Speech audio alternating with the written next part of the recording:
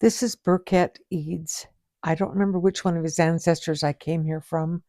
If you look under View My Relationship and then just go up the line until you find someone, this is my favorite, born somewhere around 1800. And when you get to his page, you click on View Tree. It's in landscape mode. And there is the man I'm looking at. These are his children. By the way, this little icon means that there was another spouse. And I start at the top. No children, she must have died young.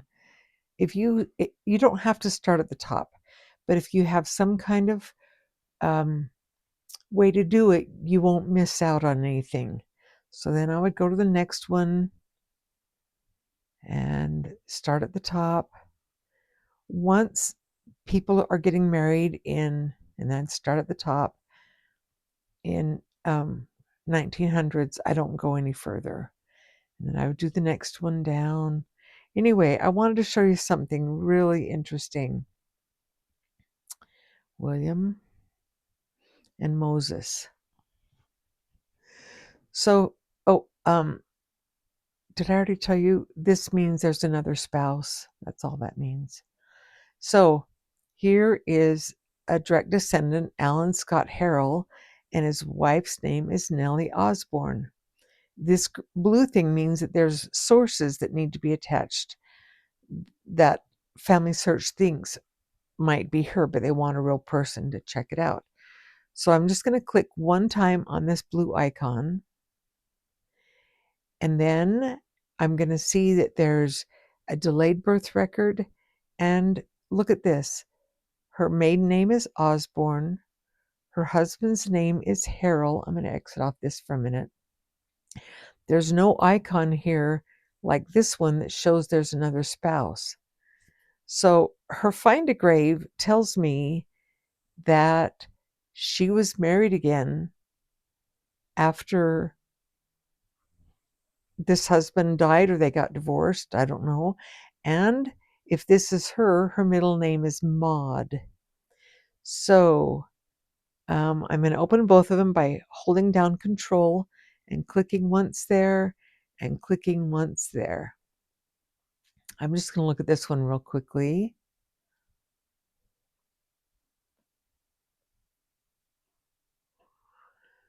This is the same place, the same year, the same dad. And look at this, there is no mom listed. So we're going to do a few things. I always look to see what's here. That's all that's in the record is her birth and her parents. So I'm going to click on this little pencil here and give her a middle name.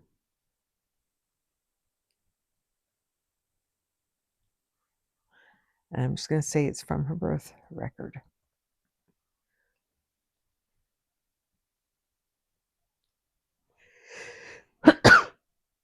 I'm sorry, I've got a cold.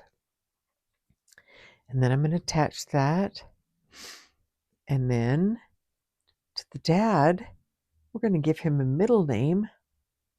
And there it is, Henry.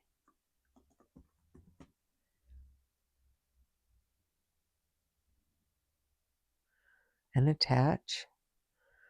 And then we're going to add a mama. She is deceased. If this lady's born in the 1800s. And here we are attaching, creating a new person with those as her spouse and this as her daughter. There's no vital information. The only thing is it's listed as a mother. So we're going to attach that. Everything is green. So we're going to accept, but this is the one that I really want to see. Nellie. Now, because I opened them both before I gave her a middle name, there's no Maud, but if I refresh, it's going to say Maud. But on her Find a Grave, it just says Nellie M. Osborne. That's her maiden name. And Harrell, that's her husband. And Wadby. There's the right death and birth dates. So we're going to attach this. And then I want to go view the image. It's going to open a new tab to Find a Grave. Here's an obituary. She lived there for 70 years. She was married to Alan S. Harrell, a former policeman. 3 weeks ago, she was married to William R. Wadby. What in the world? 3 weeks. Surviving her husband, one son, Alan Harrell. Let's go back over. Oh, we haven't opened a page for her. I'm going to hold down Control and click on her name, and that will open a page for her. I can exit off this page because everything is green. So there's her son, that at the time of her death, he was still living. So that means that Julius died before 1952, but we're going to deal with that later. Alan preceded her in death. And here's a sister. I don't know if the RA stands for her husband or if that stands for her first name and then her married last name. But apparently she lives in the same town because it just gives an address. So it only gives her husband. So we do know that she's married to William R. Wadby.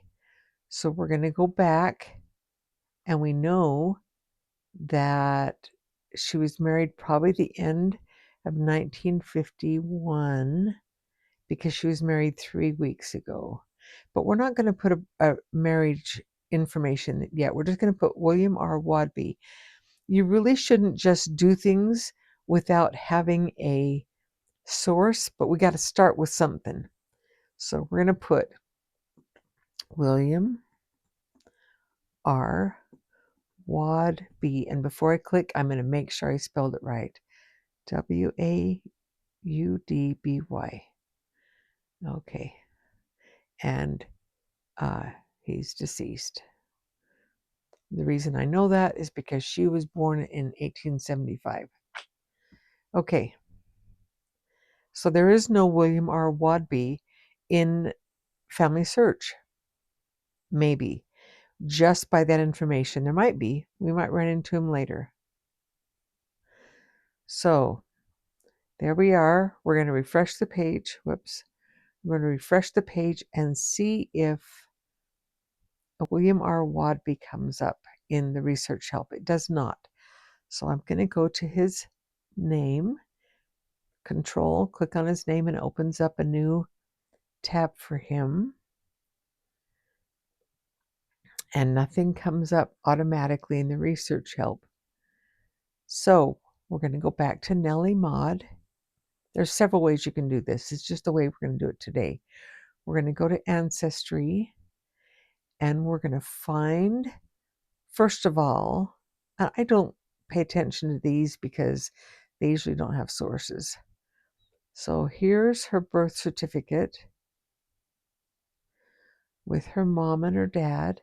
And I'm going to find anything. We already looked at Find a Grave. There's no information.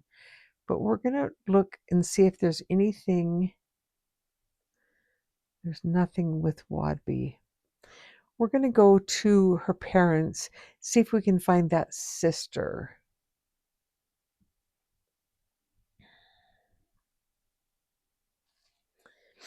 If Nellie Maud was born in 1875, and 1880 would be a lovely, maybe her sister is there.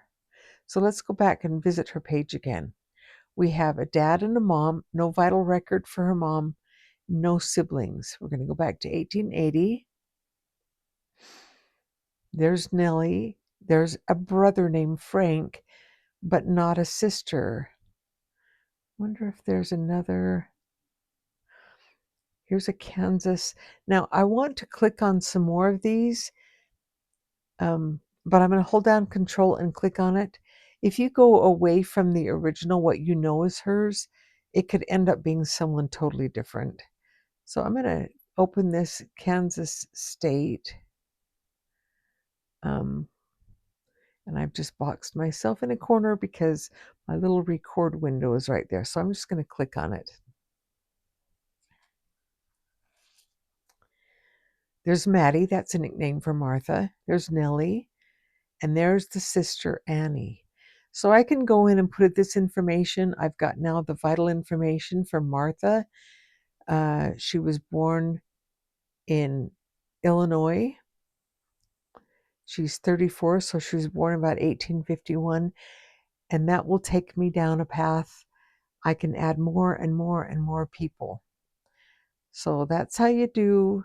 You be curious, you read everything, and you find out what information you don't have. And this is the piece of information I didn't have, and we didn't have Maddie or Martha before.